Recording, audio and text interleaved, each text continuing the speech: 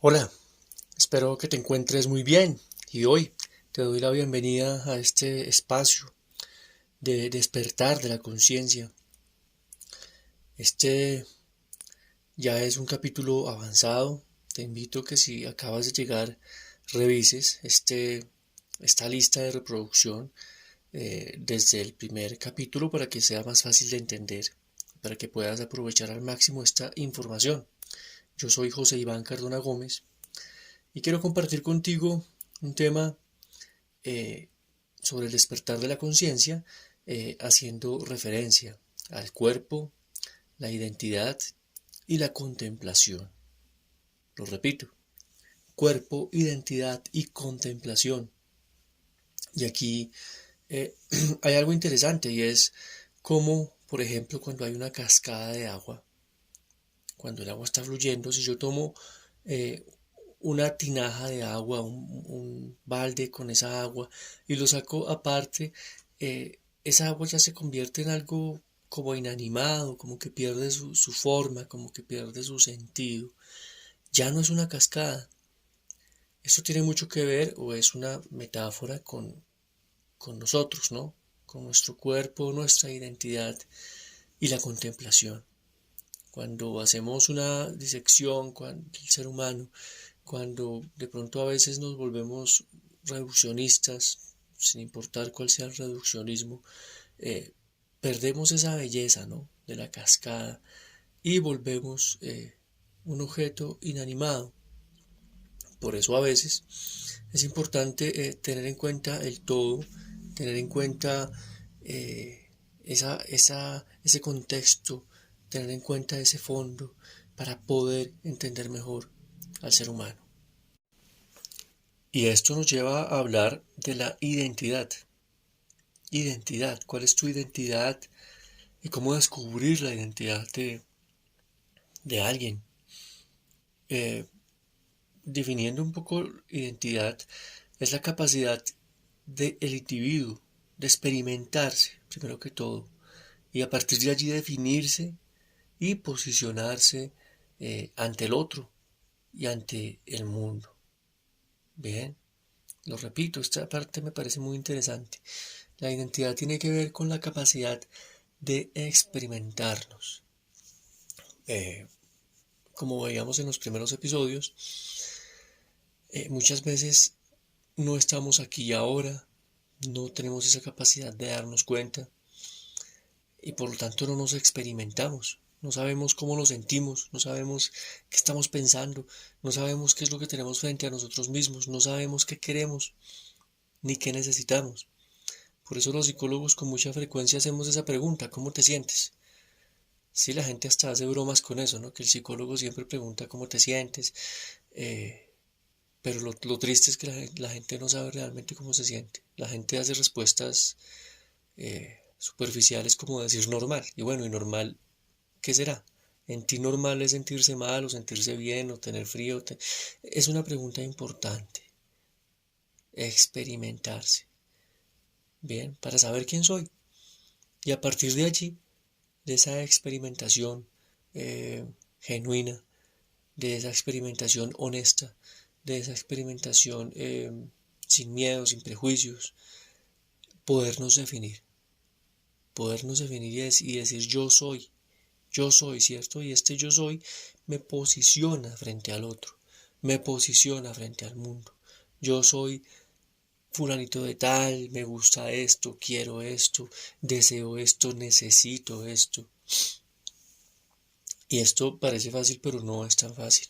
Por eso, si no somos capaces de experimentarnos, de definirnos y de posicionarnos frente al otro y frente al mundo, difícilmente vamos a luchar por lo que queremos, por lo que necesitamos. Y por eso las circunstancias o los demás terminan decidiendo por nosotros. Por eso es clave este pedazo. Y en este apartado pasaríamos a hablar un poco de cómo se relaciona ese organismo, ese individuo con el entorno. Y podemos hablar de las relaciones más importantes, ¿no? Como es la relación de la mamá y el hijo, ¿no? Apenas hacemos nuestra relación más importante es la mamá, porque venimos de ella, hay un tema ahí simbiótico, biológico con ella, y lógicamente con el papá. Bien, si somos hombres, pues bueno, va a haber una identificación ahí importante con el papá, de reconocimiento de lo que somos. Bien, y allí es donde se habla de esta relación del organismo con el entorno, con los padres, con la familia extensa, con el barrio, etcétera, con el mundo en general.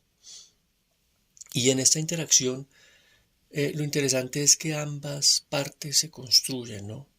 En la relación madre-hijo, por ejemplo, no se construye solo el hijo, la madre también se construye frente a ese niño, frente a ese bebé, el padre también se construye en esta relación. Y allí es donde empieza algo muy interesante de la relación del organismo con el entorno, y es que es bidireccional. Bien, es bidireccional, es en ambas direcciones. No es solamente que yo me construyo, o que el otro se construye, o que solamente doy, o que solo recibo, es una cuestión bidireccional. No solamente que yo observe, sino que me observan. Bien. Y por aquí decía Winnicott que, hablando de sí mismo, del self, que precisamente es ese sentimiento de sí, ¿no? De existir, ese núcleo central, eh, y relacional. Bien. Y claro, eh, se habla de un entorno simultáneamente bueno, y lo interesante es que nuestros padres, en nuestro inicio de vida, son los que generan ese entorno suficientemente bueno. Bien. Pero nosotros de alguna manera también podemos generar entornos buenos para las demás personas. Vuelvo y repito, es una cosa bidireccional que va y vuelve. Muchas personas quisiéramos a veces que los demás generaran entornos buenos para nosotros, pero nunca pensamos en cómo generar entornos buenos para las demás personas. Y esto me lleva un poco a pensar en lo que mencionaba Joe Bowlby, cuando hablaba del apego seguro, cuando hablaba del apego ansioso, ambivalente, del apego evitativo. eh, y esto es muy interesante, ¿no? Eh, bueno, Joe Bowlby también hablaba de este apego desorganizado, ¿no? Todo esto es muy interesante estudiarlo. Aquí no lo vamos a ver a profundidad porque el tema no es John Bowlby, pero eh, lo pone a uno a pensar, ¿no? De cómo ese entorno simultáneamente bueno que podemos generar realmente afecta ese apego, afecta esa forma de sentir, afecta esa forma de experimentarse y de experimentar al otro. Bien, porque es ese sentimiento de existir, pero también tener esa capacidad de sentir cómo existe el otro, cómo es ese sentimiento de existir del otro. Y aquí recuerdo un poco a la gente de la Escuela de Frankfurt, a Teodoro de Adorno, que ellos hablaban de esto, ¿no? De cómo eh, no solamente percibir al otro como un objeto de estudio, sino que ese otro también me estudia a mí, me entiende a mí, y también percibe mi existencia, así como yo percibo y estudio su existencia. Este tema es interesante, ¿no? Y aquí pues lógicamente están eh, las sensaciones, ¿no? Las sensaciones. ¿Y qué nos dicen esas sensaciones del otro? Pero nosotros también qué sensaciones despertamos en el otro. Y aquí es donde empezamos a generar esa conciencia eh, de las palabras que dirigimos al otro, de cómo compartimos con el otro. Bueno, y también como decimos, pensar antes de hablar. Bien. Y por eso, vuelvo y repito, es tan importante saber cómo nos sentimos para reconocer esas sensaciones. Porque las sensaciones nos dicen mucho de lo que pasa en nosotros, en el entorno y en el otro. Y aquí volvemos nuevamente al punto que hemos sido muy reiterativos en este estudio, en el despertar de la conciencia, de la importancia del cuerpo. Bien, porque el cuerpo finalmente es el que nos permite tener esas sensaciones. El cuerpo finalmente es el que nos permite experimentar. Bien, es como ese sensor que nos permite no solamente experimentar, sino actuar a partir de esa experimentación. Por eso el cuerpo es clave acá. No podemos separar cuerpo de mente y cuerpo de emociones y cuerpo de espíritu. Somos seres integrales.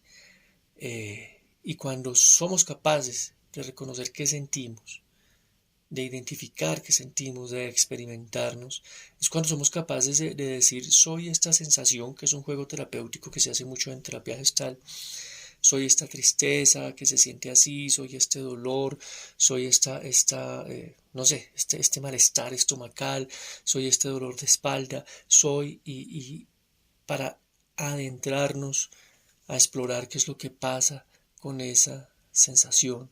Bien, o soy esta parte del cuerpo, soy esta rodilla que duele, que está desgastada, bueno, son ejemplos que se me ocurren en este momento.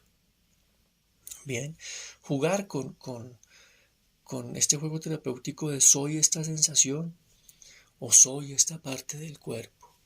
Sí, soy esta muela, y ahí pueden aparecer cosas muy interesantes, ¿no? J. Kempler habla del cuerpo recuperado, ¿bien? Y en este estudio, en este material que él desarrolla, J. Kempler habla precisamente de eso, de cómo nos olvidamos del cuerpo y qué bueno es poder recuperarlo y decir, este es mi cuerpo, esta sensación es mía, ¿bien? ¿Qué me está diciendo mi cuerpo? ¿Qué me está informando? ¿Cómo lo estoy cuidando? Etcétera. Y reconciliarnos con ese cuerpo, que muchas veces en muchas religiones se ve como algo sucio, pecaminoso, vergonzoso. Inclusive muchas veces se considera que cuidarlo es algo como vanidad, por ejemplo, o superficialidad, o se considera que sentirlo puede ser algo así como hedonismo, y bueno, y que todo esto es pecado, y es algo malo. Hay que recuperar ese cuerpo, bien, pero también por medio de ese cuerpo recuperar al otro, que es parte fundamental del desarrollo. Bien, aquí no vendemos la idea de que el desarrollo sea yo sentado meditando en una cueva o en un desierto, no. Hay momentos, claro, de soledad, de reflexión, de elaboración que son a solas, pero siempre hay que salir al encuentro del otro en algún momento y se construye con el otro y se co-crea con el otro, como lo hemos visto en otros episodios, porque es importante esa mirada del otro. Bien, esa mirada que el otro tiene sobre nosotros y todo lo que el otro nos puede informar de lo que nosotros hacemos sentir, de lo que nosotros despertamos en el otro, de cómo somos, porque a veces es difícil, ¿no?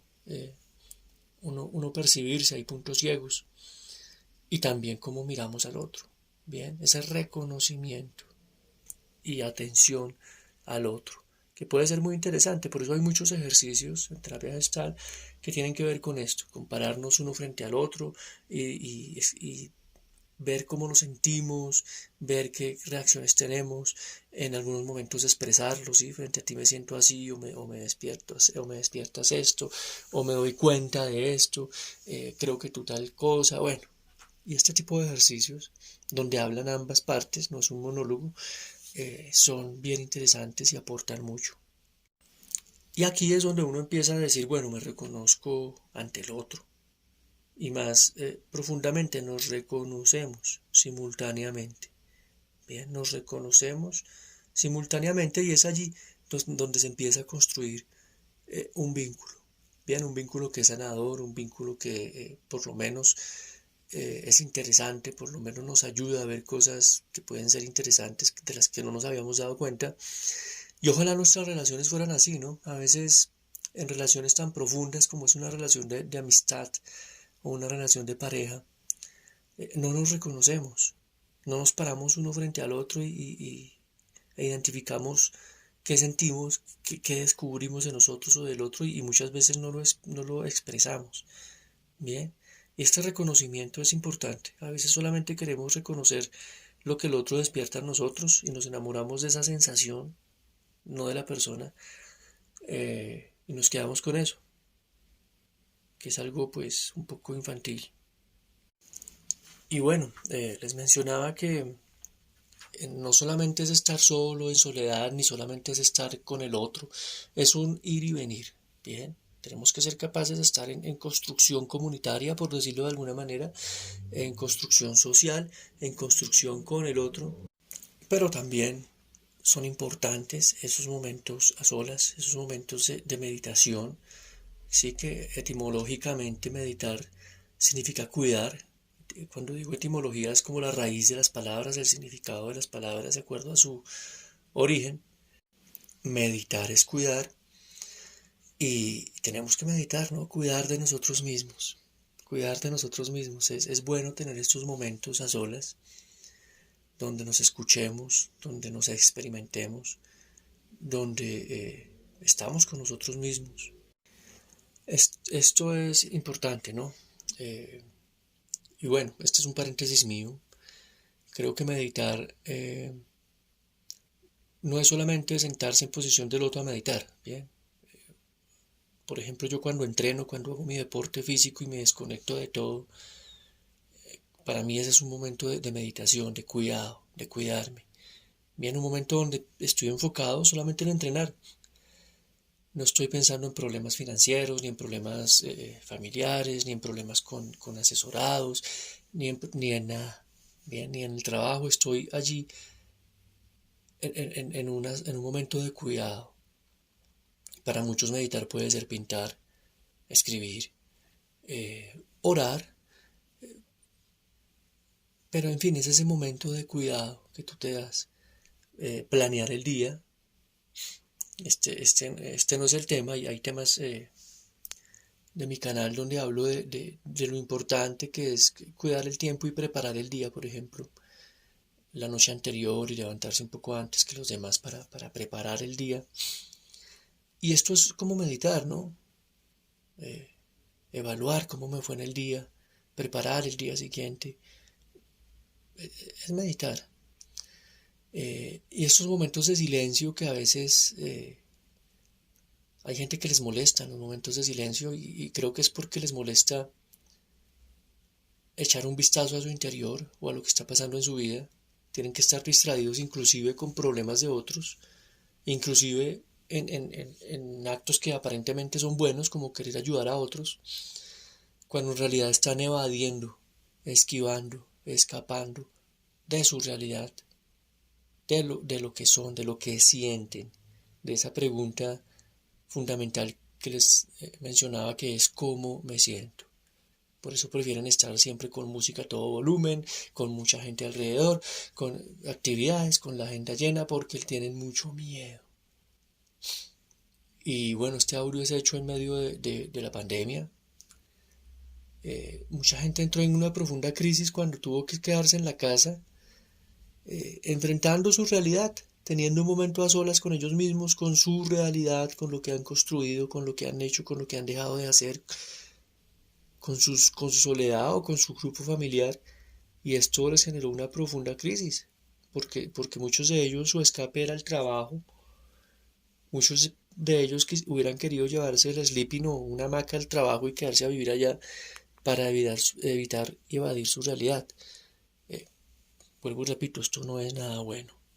Bien, estos momentos de silencio individual son muy importantes y también los momentos de silencio común son una gracia, un regalo. A veces estar con un grupo de amigos, de familiares, también a veces esos momentos de silencio son importantes para elaborar cosas, para poder sentir qué es lo que estamos sintiendo. Y eso también es meditación. Y bueno, quería compartir esto contigo, ¿no? El tema es cuerpo, identidad y contemplación. Cuerpo, identidad y contemplación en el marco de este listado de reproducción llamado Despertar de la Conciencia. Espero que te haya gustado, que lo disfrutes, que lo profundices, que tomes notas, que trates de practicar algunas cosas de estas y gracias por estar acá.